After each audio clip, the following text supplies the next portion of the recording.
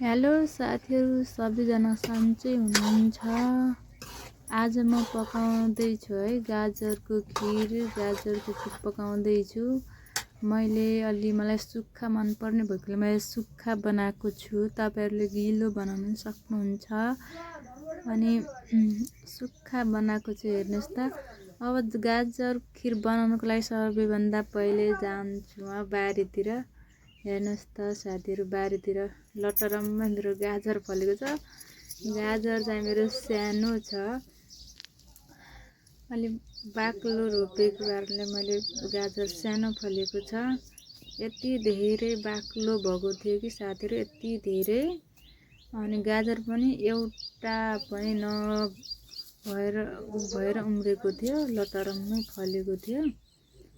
अनि आज दिउँसोको नास्ता झटपटमा के खाऊँ भन्दाखेरि गाजरको खिर बनाउने छु। गाजरको खिर बनाउनतिर लागे, त्यसैले अब खिर बनाउनु पर्यो। अनि म त्यसपछि अब लाग्छु गाजरको खिर बनाउन। अनि यसलाई मैले केलाउँछु, एउटा गरेर केलाउँछु मजाले। यति धेरै फलेको थियो कि, अनि यति धेरै भयो गाजर पनि। अब मैले सुरुमा यसलाई अब मजाले पकाउँछु। मजाले पकाउनुपर्ने हुन्छ। मजाले पकाल्छु, 1-2-3 पानी पखाल्छु मैले, फेरि पखाल्छु। मैले 3-4 पानी पखालेको छु, तर मैले 2 पानी पखालेको देखाएको छु।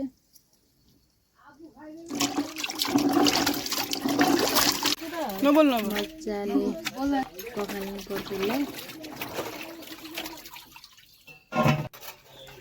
यस्तो राम्रो भएको छ गाजर पनि। मैले यो सानो भएको कारणले यसलाई अनि नछिलेरै कोरेको छु। तपाईहरुले पनि मेरो जस्तो सानो गाजर छ नछिलेरै गर्नु होला, कोर्नु होला, केही पनि हुँदैन। कौलोको सानो छ, मजाले कुट्नेलाई मैले सबै कोरिसकेँ। हेर्नु त साथीहरू, यति धेरै भएको थियो। अब सुरुमा मैले बसाल्छु कराईमा अब 2 चम्चा घिउ एड गरिदिन्छु मैले। 2 चम्चा घिउ राखिसकेपछि अब मैले यसलाई मजाले डढ्न दिन्छु। घिउ अब धेरै कालो पनि हुँदैन।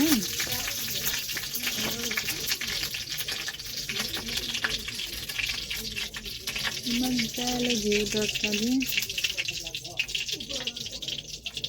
त्यसपछि अब मैले यसमा गाजर राख्छु।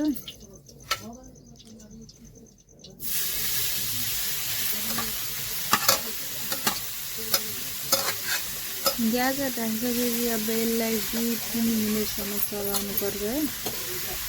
2-3 मिनट मजाले यसलाई चलाउनु। एकदमै मजाले चलाउँदैछु मैले।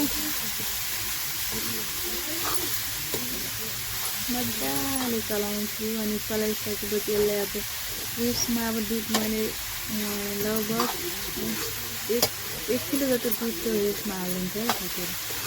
1 किलो जति दुध पहिला राख्छु।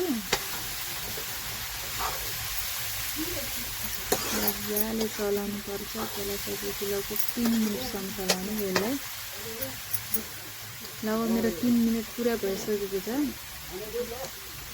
अनि त्यसमा 1 लिटर मैले दुध हालिदिन्छु यसमा।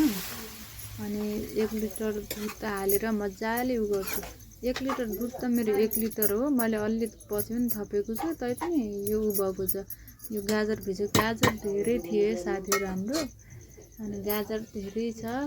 अनि यो दुध हालिसकेपछि मैले फेरि यसलाई छोपिदिन्छु।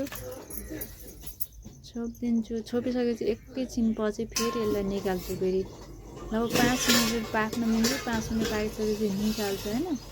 यो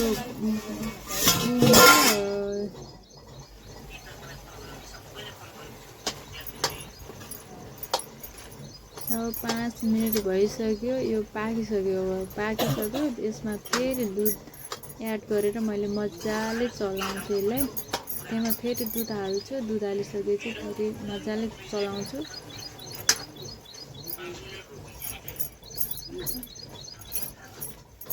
मजाले अलि पाकेको छ नि त, अलिक खोलिदिएँ। खोलिसकेपछि फेरि चिनी राख्छु यसमा। मजाले चिनी हालेर नि एड गरिदिएँ। फेरि चिनी हालेर चलाउँछु।